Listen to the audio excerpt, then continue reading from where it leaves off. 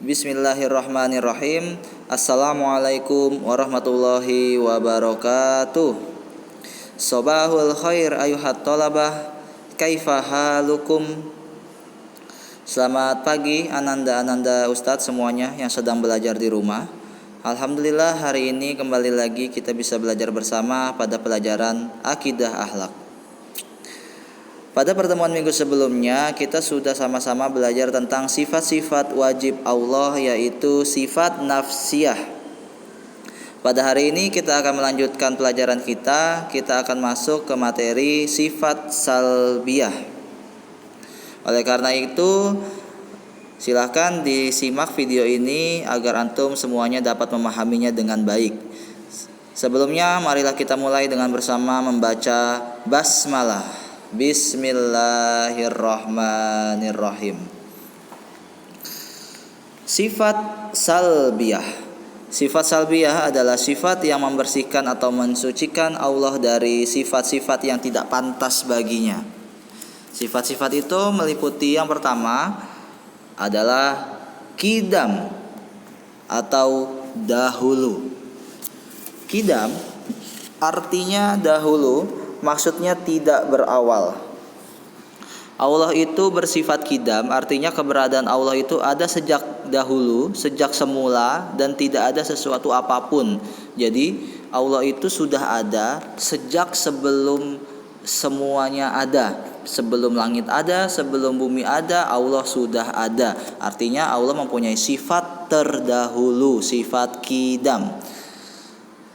Hadisnya, dalilnya atau ayatnya yaitu huwal awwalu wal akhiru waz zahiru wal batinu wa huwa bikulli syai'in alim. Al-Hadid ayat 3, artinya dialah yang awal dan yang akhir, yang zahir dan yang batin, dan dia maha mengetahui segala sesuatu. Oke, selanjutnya sifat baqo atau kekal. Sifat baqo itu artinya kekal atau abadi sepanjang masa. Allah itu bersifat baqo, berarti Allah kekal abadi selama-lamanya sesuai dengan keagungannya. Ya, jadi Allah itu kekal, Allah itu abadi, dan tidak ada yang abadi selain Allah. Kalau Allah itu tidak abadi, maka apa bedanya dengan makhluknya? Makhluknya bisa meninggal, manusia bisa meninggal, hewan bisa mati, tetapi Allah itu kekal dan akan ada selamanya. Pada surat Al-Qasas ayat 28, wala tad'u ma'allah ilahan akhar la ilaha illahu kullu syai'in halikun illa wajhah lahul hukmu wa ilaihi turja'un. Artinya, dan jangan pula engkau sembah Tuhan yang lain selain Allah. Tidak ada Tuhan yang berhak disembah selain Dia. Dia segala sesuatu pasti binasa kecuali Allah. Segala keputusan menjadi wewenangnya dan hanya kepadanya kamu dikembalikan. Ya. Jadi itu adalah sifat baqo bagi Allah Subhanahu wa taala. Yang ketiga, mukhalafatul lil hawadisi atau berbeda dengan yang baru. Mukhalafatul lil hawadisi berarti berbeda dengan yang baru. Yang dimaksud yang baru adalah makhluk. Dengan demikian Allah berbeda dengan segala makhluk ciptaannya. Ya, jadi Allah itu berbeda dengan makhluknya. Dia berbeda dengan yang baru.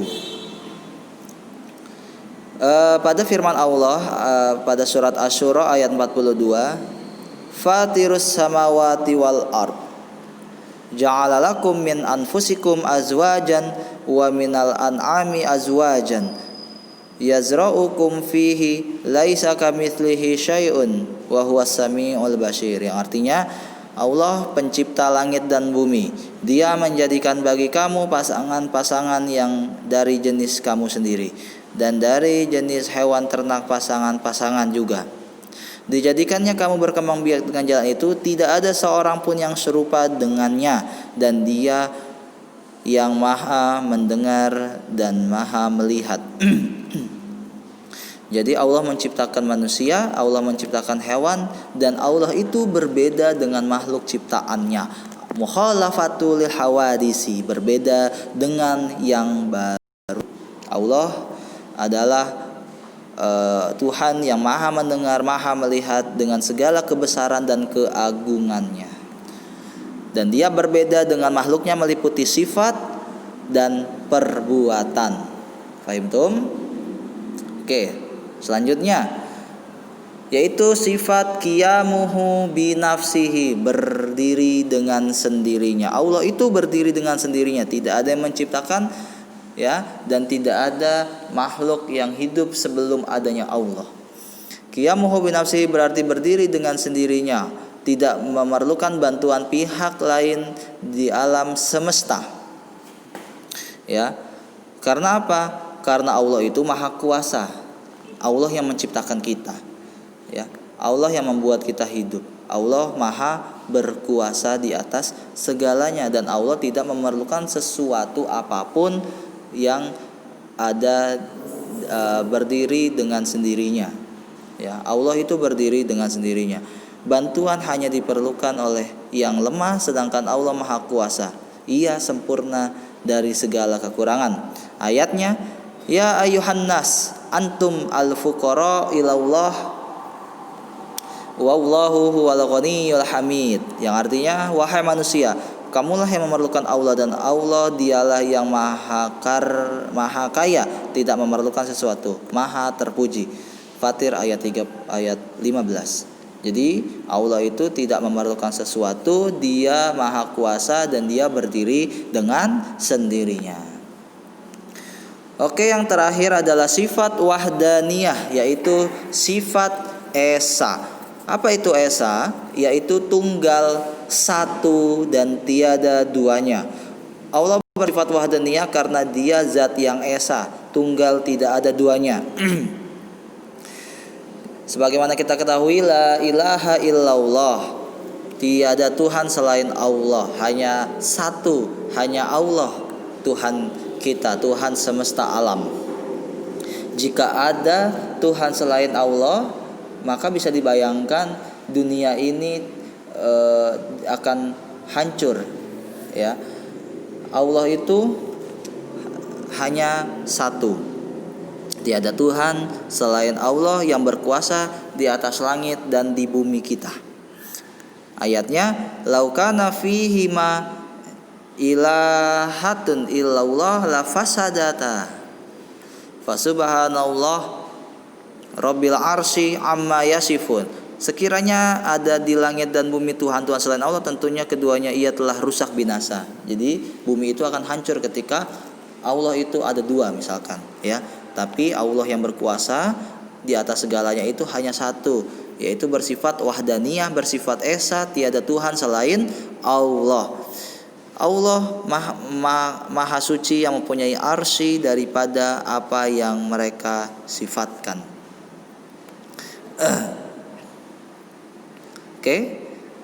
Begitulah sifat-sifat yang termasuk dalam sifat salbiyah, ya. Ini yang kalian harus pahami: sifat qidam, sifat baqa, sifat mukhalafatu lil hawadisi, sifat qiyamuhu binafsihi, dan wahdaniyah. Kelima sifat ini masuk ke dalam sifat-sifat salbiyah, yaitu sifat yang membersihkan atau mensucikan Allah Subhanahu wa taala dari sifat-sifat yang tidak pantas baginya. Ya, berarti sifat yang tidak pantas itu apa? Lawannya dahulu apa? Baru, ya. Lawannya kekal apa? Tidak kekal atau fana, ya. Lawannya berbeda dengan yang baru apa? Sama dengan yang baru, sedangkan Allah tidak sama dengan yang baru, tidak sama dengan makhluknya. Lalu berdiri dengan sendirinya, lawannya apa? Dia memerlukan sesuatu untuk dirinya, padahal Allah maha kuasa, Allah berdiri dengan sendirinya dan maha esa, ya. Allah itu esa dan tidak ada duanya. Maka sifat salbiyahlah yang mensucikan atau membersihkan Allah dari sifat-sifat yang Ustaz sebutkan tadi. Ya, fahimtum? Semoga apa yang Ustadz jelaskan bisa antum pahami dengan baik, dan apa yang kita pelajari hari ini bermanfaat. Silakan antum baca lagi buku antum dari halaman 20, 21 sampai 22. Untuk selanjutnya kita akan masuk ke dalam sifat ma'ani. Ya, antum pahami dulu sifat nafsiyah dan sifat salbiyah. Bagi yang tidak paham atau kurang jelas dengan penjelasan Ustadz, silahkan ditanyakan di kolom komentar di Classroom atau silahkan japri ke WA Ustadz. Akhirul kalam, al-afu minkum, wabillahi taufiq wal hidayah. Wassalamualaikum warahmatullahi wabarakatuh.